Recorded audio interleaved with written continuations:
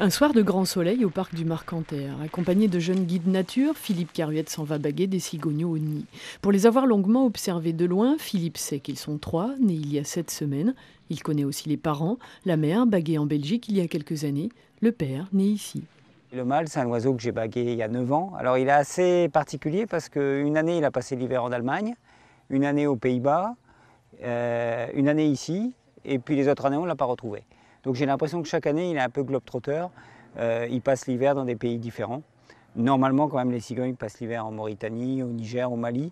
Mais de plus en plus, avec les changements climatiques, on constate que des oiseaux passent l'hiver aussi en Europe.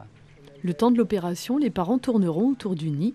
De quelques cris d'alerte, ils ont demandé aux petits de faire les morts, comme à l'arrivée d'un prédateur. Voilà, voilà, hop, ça c'est les cris d'alerte. Même dans les bras de Philippe, les cigognos suivent très scrupuleusement la consigne parentale et se laissent faire l'air de rien.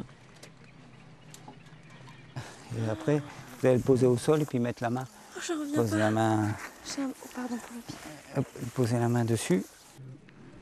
En bas, délicatement, on leur mesure les pattes, le bec et les ailes. On prélève aussi quelques plumes. Après une analyse ADN, on saura s'il s'agit de mâle ou de femelle. Enfin, on pose les bagues, marquées du Muséum d'histoire naturelle, une plaque d'immatriculation inoffensive que l'oiseau gardera à vie.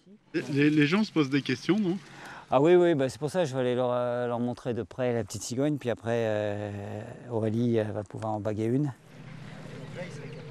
Et grâce à ces bagues-là, j'ai mes collègues africains ou espagnols qui sauront le reconnaître. Ils diront tiens, c'est BSEN. Il a été bagué au parc du Marcanterre. La bague, c'est mieux connaître l'oiseau, ses habitudes, ses allées et venues, ses changements de comportement. Une manière d'entrer dans l'intimité de l'oiseau, mais avec toute la distance nécessaire à la préservation du sauvage.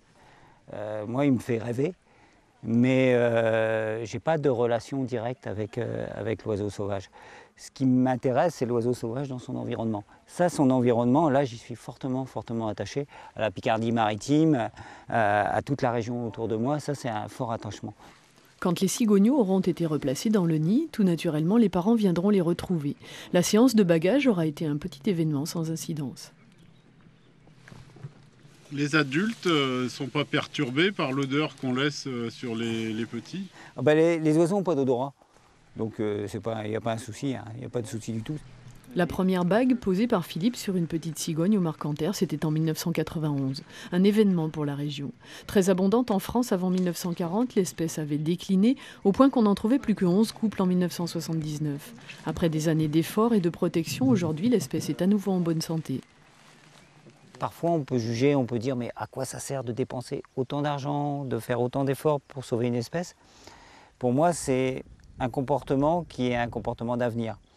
Donner du temps, donner de la connaissance pour découvrir les espèces, c'est préparer le futur. 2 ou 3 semaines encore, et ces jeunes cigognes seront capables de s'envoler. Et si elles ont apprécié les lieux, peut-être les reverrons-nous un jour ici.